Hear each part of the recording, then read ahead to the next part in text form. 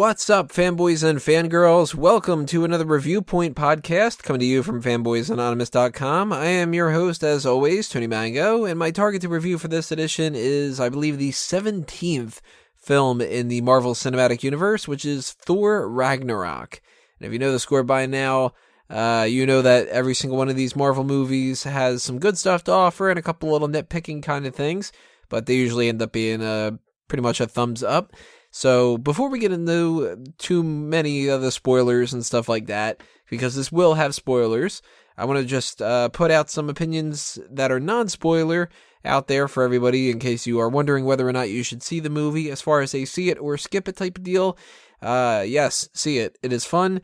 There are a lot of good points in it that I'll be getting to a little bit later on of why I liked the movie. And there's a couple things that didn't sit well with me as far as like the entire lore of everything, but I can't really tell you too much of that without getting into the spoilers. So, generally speaking, this is a thumbs up. You should check it out. It's fun. If you like the normal Marvel movies, you're going to enjoy this as well. So it's something that you should be pretty much used to by now. You're going to have a lot of laughs. You're going to have some serious moments too. It's going to continue the story in a nice way. And by the time you get to the end of it, you're going to be waiting for the next Marvel movie, even though it has completely nothing to do with this, which is Black Panther. So I don't think we're going to get too much of cohesion between these two, but hey, you never really know. And I think that this is one of those things where if I start getting deeper into the things that I like and I dislike, then you'll understand why I necessarily disliked and liked certain parts of it and stuff like that. But that's the spoiler side of things. Just wanted to put that non-spoiler stuff out of the way. So from now on, there will be spoilers. So if you have not seen the movie yet and you don't want to know what happens, bookmark this, go watch the film, come back and check it out later. But if you don't care about spoilers, or maybe you're the type of person that wants to know the spoilers to know whether or not they would like to see the movie or not spend $20 to see it in theaters or something like that, then hey, by all means, just wanted to put that warning out there for everybody. And if you don't know what the Review Point podcast is, it's pretty simple. You do your hits and your misses, the things you liked, things you didn't like, positives, negatives, pros and cons, whatever you want to call them like that. So I'm going to bounce around. I'm not just going to do all hits, all misses, and I'll just kind of go stream of consciousness here, which is sort of why we're about 3 minutes into this, and I already told you that I like the movie. First things first, the tone of the movie is pretty much on par with what we've been seeing lately. Marvel has really been steadfast in their idea that these films need to be funny, and that's something that can be a little bit bothersome. And there's parts where I look at myself and I go, you know what, I really wish that they would have, I'm not looking at myself, I'm looking at Marvel, thinking to myself that I wish that they had a little bit more gravitas to it and a little bit less jokey stuff, but it's still fun, so the jokes land, and most of the jokes are really funny, and some of them are not as funny as other ones, and that's a subjective thing too. You can find some things absolutely hilarious that I didn't laugh at, and there's parts that I laughed at you might think is not funny at all, but I do generally like a lot of the comedy that's in this movie, which I'm a little bit surprised about because I didn't think that this would translate as well. And when I look at like Guardians of the Galaxy Volume 2, that felt like it was just jokes for the sake of jokes. And this felt more on par with what I like out of the Marvel Cinematic Universe, where it's a story and it's got a purpose to it, but there's just jokes along the way. Good way to put it is when you watch Ant-Man is a very simple story with jokes that peppered in throughout the whole thing. Guardians 2 was a very, very, very, very simple story because they couldn't really fit too much other plot in there because they had too many jokes. Spider-Man Homecoming, very funny movie. Very simple plot, and it's a totally different animal in a certain way than some of the other ones and stuff. Thor Ragnarok was sort of a hybrid. It felt like a bit of Dark World, but in the best ways, not the good, the bad ways. It wasn't like, well, I wouldn't say that Dark World is pretentious because it isn't, but it's just sort of up its own ass a little bit. Like it's not as good as it thinks that it is, kind of. I guess you could say, but it's kind of a combo of Thor the Dark World plus a little bit of like the Civil War type of attitude of kind of like bringing some people together and forming a team and some different things like that. A little bit of Avengers, a little bit of obviously Guardians of the Galaxy because we have the cosmic type stuff, and the tone itself, thumbs up. I liked it a lot. That's a hit. I am always looking forward to a bunch of cameos in this movie and the other ones, and we had plenty of them in this one. I mean, we've got, in one tower alone, Man-Thing, Bi-Beast, Beta Ray Bill, and Ares. No references to Beta Ray Bill, which I thought that they should at least do one, because this is an adaptation, as very, very loosely as it is, of Planet Hulk. And Planet Hulk's not really all one of my favorite stories. I actually really, really didn't like that animated version of Planet Hulk. I thought that it was really bland and just not interesting at all. But it is a standard type of story that, I mean, it's weird to think this too. This is one of those things that is kind of crazy. We spent decades with these characters before the 90s. And when you look at a lot of the things that are informing Marvel's opinion of what stories they should do for this MCU, a lot of stuff is coming post 90s. A lot of it's actually coming, 2000 something onward. And it's weird that in these past 20 years, essentially, we've gotten bigger stories that are really changing a lot of things, like the Civil War story and the Planet Hulk and a lot of different things like that. It's really kind of crazy. But it's really interesting, too, because it shows that even though we're not probably going to get something like Doctor Doom holding everybody ransom in a battle world type of thing with another Secret Wars, we could get Secret Wars. And that was from, I think, the 80s, if I remember correctly, like the mid-80s. Don't remember for sure, so don't quote me on that one. But yeah, it's pretty interesting that there's not too many things that you can really draw from the 70s and stuff, other than the baseline stuff. I mean, we know that for instance, one of the things that I thought was really cool is there used to be a running gag in the comics where Thor would use his hammer as a walking stick, and that was how he kind of used to hide the fact that he was Thor, because they did still have that whole secret identity thing, and he was Donald Blake, and thankfully the movies have not done that, and they haven't done that thing where he has to hold on to his hammer constantly. But they did a little sly kind of reference to it where it was an umbrella this time around. And I thought that was really cool. So you have some inspiration of some old style stuff from back in the day. And clearly Jack Kirby was just all over the place on this one, which was really, really cool. And you've got some more modern stuff too. So they kind of mesh it all together and it works pretty well. But I love the cameo stuff. Fenris Wolf, that... You would have told me that there would have been that in there, and before we'd get to some of the other things that we've gotten to, we still don't have Fantastic Four, but we've gotten Fenris Wolf. It's kind of crazy. I am a big fan of no Jane, no Darcy, and no Selvig. To me, those characters, more so Darcy and Jane to a certain extent, you know what, Selvig too, they were really hindering this franchise. Selvig was all over the place here and there, and I don't understand really why he was given that much to do. And Darcy was just annoying. She was just somebody that they didn't need. And Jane, clearly Natalie Portman didn't want to do these movies anymore, and we don't really see that much chemistry between those two compared to what some other offerings could be. So I am a big fan that they were not in this movie. They didn't need to be. Thor's got plenty of other stuff to deal with. He does not need to be bouncing around with Darcy. Very, very cool fight inside the Bifrost. That was one of my favorite little, random kind of things that I wrote down in my notes. Tons of jokes that are great that I can't even remember the majority of them. But if you see the movie, obviously you'll kind of pick up on some jokes here and there that are really funny, Hulk being naked, and the whole raging fire thing, and you've seen some of them in the commercials too. The trailers are showing off that he's a friend from work type of thing, and that was really fun. Oh, Actually, there's one that I thought, I mean, this is, of course, I told you before, spoilers and stuff, but one that I was really glad that they referenced, which was that Loki is just like petrified of Hulk. And when Hulk picks up Thor and smashes him around back and forth, Loki's so happy about it. And he's just like, yes, that's how it feels. And I love that. That was great. Let's talk about some characters here. Thor in this movie feels like, I guess like the natural progression of Thor.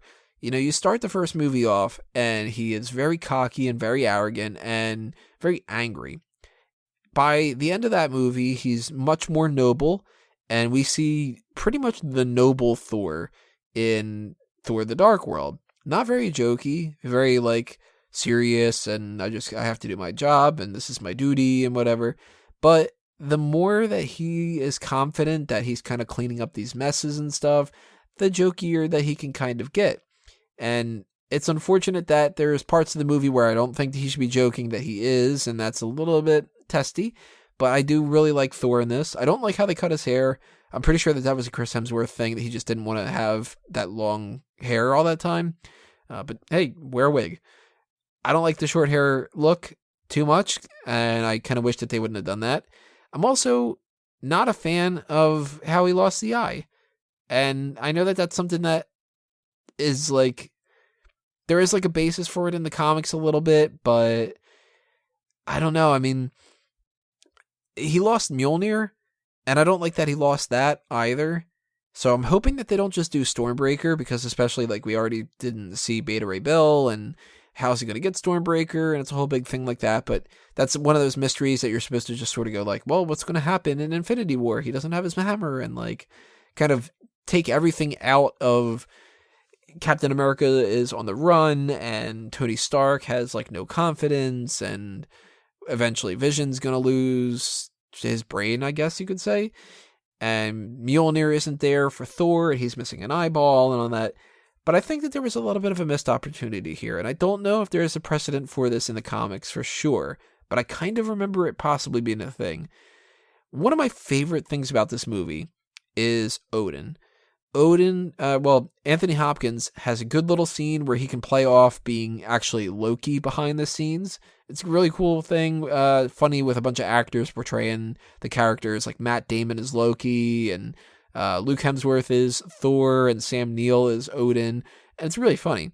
But the only other part with Odin in it is that he has realized that his life is about to end, and that it's time for Thor to pick up the slack and just kind of fulfill his destiny. And when he fades away and stuff, it's really a beautiful scene for like a transition for, this is going to suck because we don't have Odin anymore, and he's been there for like thousands upon thousands of years and such, but you need to kind of take the good with the bad. And it's, even though you're losing that type of a character, and we're not going to see Anthony Hopkins anymore, it's a necessary thing. You need to sort of progress to the next part in your life.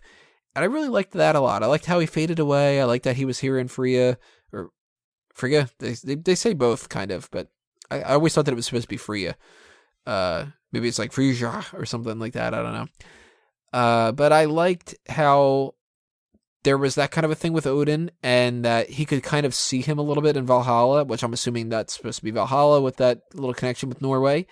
But I think that when Thor lost his eye, I was waiting for Odin to give him his other eye and make it like some kind of an otherworldly connective tissue type thing, where Thor loses that eye, but he gains Odin's eye, and it gives him even more wisdom, and it's just sort of like, maybe not necessarily that he actually physically gives him his eye, because it was just like a kind of see your life flash before your eyes type of thing. But if I would have seen Anthony Hopkins get his hands and essentially pluck out his own eyeball, but it's like a thing of energy, and he just pushes it into Thor's eye, and then Thor's eye magically heals, I think that that would have been really, really cool. And another alternative is, if you don't want to do something like that, we end up with Loki at the end, and he's with Thor.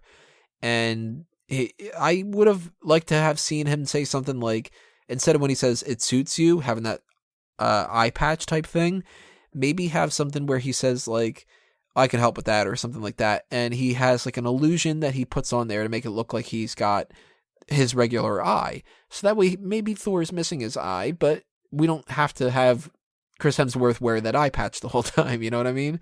It's just something that was a little bit of a miss on my part. And I'm also thinking that a miss is we don't get any information about the Soul Stone. And this is kind of making me curious because I would have figured a great way for them to do that Thanos theory of the T, Tesseract, H was blank, then you get the A for the ether, the N for the necklace, O for the orb, and S for the scepter. It's a little too coincidental that they've had that be the case. And I know that they could say, like, yeah, well, even though the orb and the scepter are what we called them, the Tesseract as well, the ether, the necklace thing is like, well, you know, you shouldn't really necessarily say that that's just necklace, but it's like, oh, come on, it's a necklace. I think that it would have made a lot of sense for Mjolnir to be the Soul Stone, that the H could have been hammer, and that could have been the reason why Mjolnir has that function of being able to test if people are worthy. Missed opportunity, I think. I know a lot of people wanted Heimdall to be, but Heimdall's in my meh kind of range for this movie. Heimdall, I don't know why he was given preferential treatment. I understand that maybe it's because it's Idris Elba, maybe because he has some kind of connectivity to the other side of the universe, and then they're going to use that for like a message for Thanos or something like that. But yeah, like I wasn't really too worried about him getting killed, and at the same time, big miss for me. Why do you kill off the Warriors 3 like that? Now, I know we didn't get Lady Sif, and that's mostly because she wasn't able to, Jamie Alexander, wasn't able to film. So I think their in-universe idea behind this is that she was on a mission, which is like, that's good. And that we could get her to come back in the future, especially because I want Lady Sif to be Thor's romantic interest, and we'll get into that when we talk about Valkyrie. But the Warriors 3 just went out like punks. Hogan did a little bit of a fight, but Fandral and Volstagg are just sort of like, all right, I'm dead. And that sucks. They didn't even get a send-off. They didn't get anything. I was really kind of hoping that there would have been something at the end of the movie where it was like the people that Hela had killed were like being saved from Valhalla, and that could have been something with the Soul Stone. Like Thor needs to use the Soul Stone to like revive their souls or something like that. That would have been kind of interesting. That could have been like the Eternal Fire is some kind of connection with the Soul Stone, and that's the fire that they forged the hammer in. And it could have been something like that. I don't know. But I didn't like how they killed off the Warriors 3. Didn't like that at all. No Midgard Serpent. Not a fan of that. I know that was supposed to be something that was supposed to be involved in a lot of things. But we did get Surtur. And Surtur looked awesome. Clancy Brown is one of those best voices that you could possibly do for that kind of thing. So, big fan of Surtur. Big fan of him actually being the cause of Ragnarok in that kind of a scenario. Let's see here. We got Korg. Korg was very funny. Taika Waititi playing off this character in a way that I wasn't really expecting. And it was fun to have him be like kind of quirky. I like that a lot. I, of course, liked Loki. Loki's one of the best parts about the whole MCU. Tom Hiddleston just knows this character, and he just... What can I say? He's Loki. He's always going to be a plus. Hela, great villain in certain capacities. A little bland in some other ones. She is just kind of like power hungry, and that's the end of it. But Cate Blanchett's been one of those actresses that I've always thought was overrated. And even though she's not going to get any kind of Oscar awards or anything like that, I liked her a lot in this. I think that she worked out really well. What I will be annoyed about, though, is she was kind of a hybrid. She was like a dark god, butcher type, also kind of the Enchantress, which we didn't get the Enchantress, and that pissed me off a little bit too, especially because Scourge is dead. So Scourge was just a non-executioner Asgardian who died. That's not good enough for Scourge, man. Like, I wanted Scourge and Enchantress in some kind of a movie in the future. Still kind of hoping for Ulick Troll and stuff too, but we'll see when we get around to that kind of stuff. I didn't like that they killed off Scourge. I think that he should have stayed alive, and he should have been one of those people that was just kind of one of those extra Guardians. And at this point, it means that we're pretty much never going to get Balder, and we're pretty much never going to get some of the other kind of, I mean, we're not going to get Angela. I highly doubt we're going to get Angela. So there's things about that I didn't like. I didn't really like how they just killed off Scourge. I'm about like 75-25 as far as the idea of changing Hela. It doesn't really make a whole lot of sense for her to be Loki's daughter. And I know that that's the mythology, but the mythology is like crazy, man. That's like the wolf is Loki's son, and it's just insane. So the idea of her being Thor's sister, I like better. So I like that, and there's I kind of wanted her to be not related, and I kind of wanted her to be actually the personification of death, and that they could tie that into Thanos, and they can do some kind of a thing with that, because I think that Cate Blanchett not being killed off would have been kind of interesting, and if she seeks out Thanos and that kind of a thing, which they still could do something like that. I mean, that's we're dealing with Infinity Stones and shit. Like, everything could be kind of crazy. Big fan of the Grandmaster in this. Jeff Goldblum being Jeff Goldblum. It's always going to be a hit. Hulk. One of my favorite parts of the movie, if not my favorite part of the movie. Seeing Hulk be Hulk. Seeing him talk. Having him be the character from the comics. He's a big, dumb brute who's angry.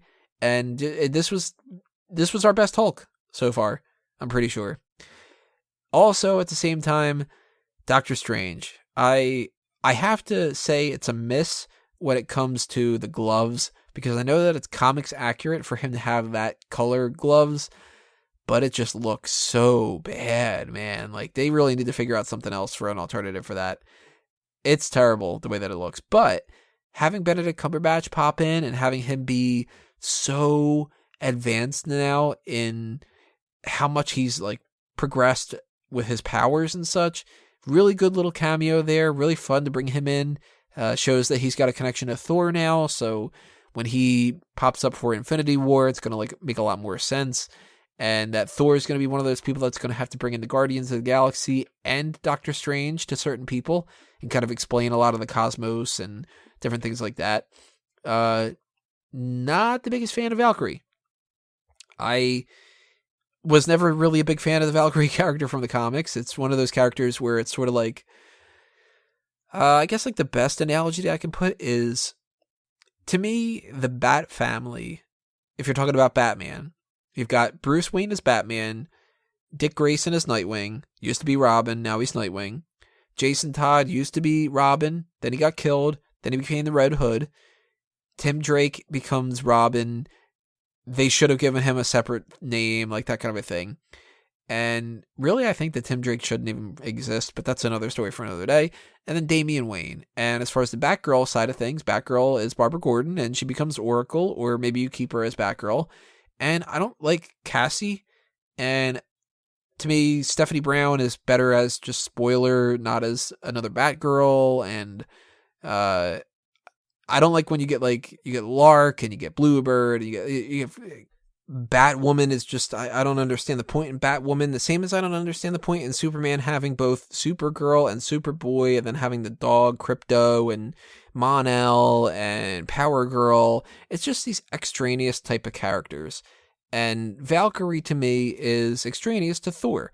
Thor, in my mind, works best when it's Thor, Lady Sif, the Warriors 3, Loki, Jane as like the connection to Earth.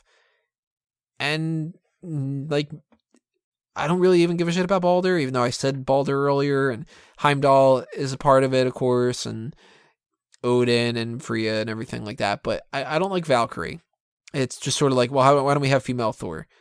And same with Angela. I don't like the idea of Angela, really. So this version of Valkyrie was like, well, she was an interesting enough character.